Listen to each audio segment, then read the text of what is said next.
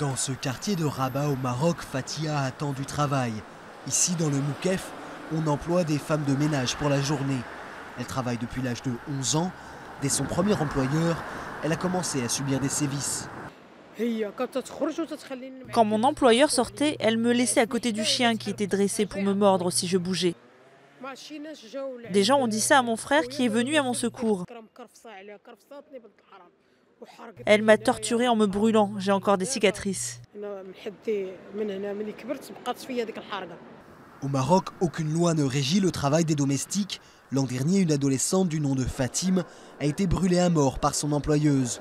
Le 23 janvier, cette dernière a été condamnée à 20 ans de prison ferme. Le procès Fatim a mis en lumière la situation des petites bonnes, ces femmes de ménage mineures.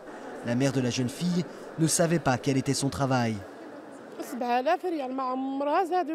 Ma fille était payée 30 € par mois. Ses employeurs ne l'ont jamais augmentée. Ils m'ont dit qu'elle travaillait dans une usine de textile et que l'argent qu'elle gagnait était épargné.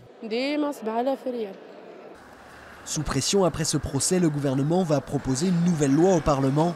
Elle obligerait la signature d'un contrat de travail avec un salaire minimum et des jours de congé pour des adolescents d'au moins 15 ans, avec l'accord de leur tuteur. Il faut noter que le Maroc a fait de grands progrès ces dernières années dans ce dossier.